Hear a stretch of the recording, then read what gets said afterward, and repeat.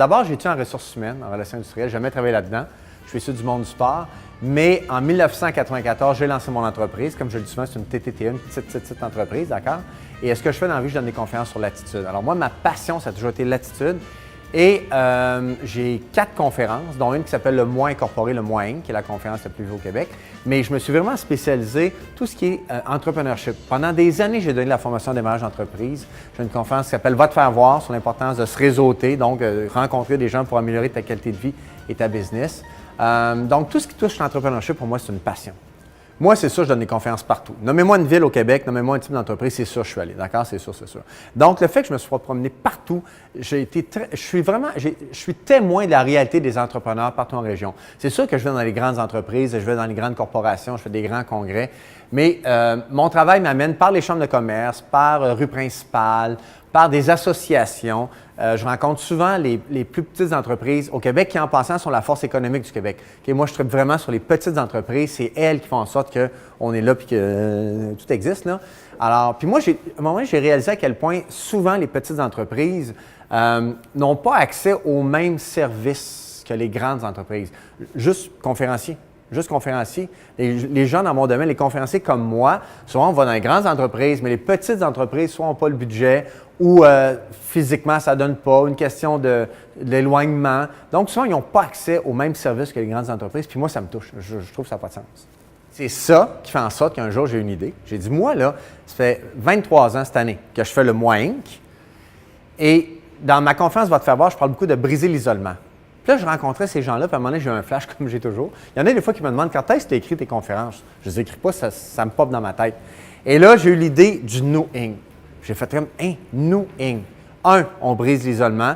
2, on va rassembler les gens des petites entreprises partout au Québec, quel que soit le milieu en passant. Okay, on va rassembler. Et ce qu'on va faire, c'est qu'ensemble, on va grandir. Donc, le Nous Inc., qu'est-ce qu'on va faire? On va nourrir ces gens-là. On va leur donner du contenu de qualité par des experts dans chacun de leurs domaines. Et on va aussi instaurer une façon de faire où on va pouvoir répondre à leurs questions. Fait que moi, mon idée, là, je te fais une image, OK? Mon idée, c'est que, quelle que soit l'entreprise, partout au Québec, quelqu'un qui a une boutique de vêtements à Bécomo, OK? Il rentre dans sa boutique demain et dans sa boutique, il n'est plus seul. Il y a un comptable, il y a un avocat, il y a moi, je suis là. Il y a quelqu'un en marketing, quelqu'un en vente. Donc, on fait partie de son équipe. On fait partie de ses employés à partir de maintenant. Donc, il y a accès à nous, d'accord, par la plateforme Le Nous Inc. Fait que, dans ma tête, ça me disait, bon, 1, les gens sont plus seuls. 2, on va les aider à prospérer, à mieux vendre, à mieux gérer, à mieux diriger leur entreprise. Donc, qu'est-ce qui va arriver? Tout le monde va grandir collectivement, ça va faire boum. Alors, le Nous Inc., c'est ça. C'est parti de ma volonté de rejoindre tout le monde au Québec, quel que soit leur milieu, quel que soit leur domaine.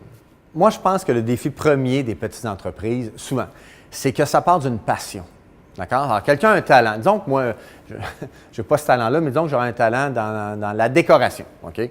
Puis je décore chez moi, puis à un moment donné, je décore chez ma soeur, mon frère. Puis quelqu'un me demande là, je me dis, je vais me partir un petit commerce de décoration. Je me fais une carte d'affaires. Je vais engager un employé. Et ce que ça fait, c'est que tu pars d'une passion puis tu grandis. Mais tu n'es pas nécessairement un entrepreneur. Tu n'as pas appris comment gérer, tu n'as pas appris les rouages d'une entreprise, d'accord? Donc, c'est là que je pense qu'on peut être fort utile pour ces gens-là. Puis moi, j'en ai vu partout, des gens, tu sais, qu'on dit souvent la blague « et toute autre tâche connexe hein? ». Bon, c'est-à-dire que tu as quelqu'un qui gère son entreprise, là, il travaille 70 heures par semaine parce qu'il s'occupe de la vente, de la comptabilité, il s'occupe des RH, il s'occupe de faire le facing, il s'occupe d'appeler les clients, les fournisseurs, il s'occupe de tout. Mais à un moment, puis ce que ça fait, c'est que plus tu t'occupes de ça, de ton côté entrepreneurial, moins tu t'occupes de ta passion, qui était la raison première pour laquelle tu t'es lancé en affaires. Alors moi, c'est ça que je trouve qui n'a pas de sens. Et c'est là que je veux aider les gens. Je veux me dire, toi, dans ton entreprise, où que vous soyez au Québec, là, vous avez une entreprise, vous avez un restaurant, une boutique, vous êtes travailleur autonome, tu as une passion, bien, focus sur ce que tu es bon, puis tout le reste, on va s'en occuper. Alors, tu n'es plus seul, je répète. Puis la notion de briser l'isolement est très importante. Hein? Avec la plateforme Le Nous Inc., vous avez une question au niveau ressources humaines, marketing. Tu écris, il y a un spécialiste qui te répond. C'est assez hallucinant, là. OK? Donc, on met beaucoup d'outils dans votre coffre à outils pour vous aider à grandir, à rester en affaires, à prospérer.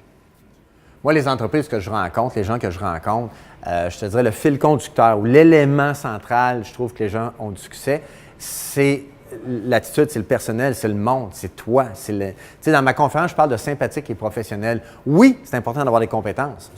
C'est essentiel, puis bon. Mais c'est l'attitude qui fait la différence. J'ai toujours dit, on engage des gens pour leurs compétences, puis on les met à porte à cause de leur attitude.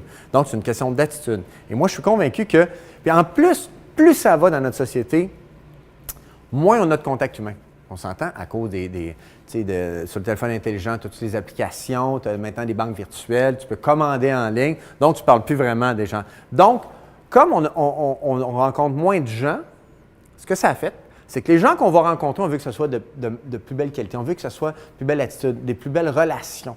Alors, dans les entreprises, ce que je réalise, c'est partout, là, OK, là, même si on a des défis de ressources humaines au Québec parce que le taux de chômage est très bas, ce que je réalise, c'est que si tu engages des gens qui sont là pour la bonne raison, si c'est un plan A dans leur vie, ils sont dédiés, ils sont souriants, ils ont une belle personnalité, la business va faire ça. D'accord? C'est sûr, sûr, sûr. Puis écoute, dans mes conférences, je dis souvent au monde, levez la main, c'est celle qui veut faire plus d'argent cette année que l'année passée. Tout le monde lève la main.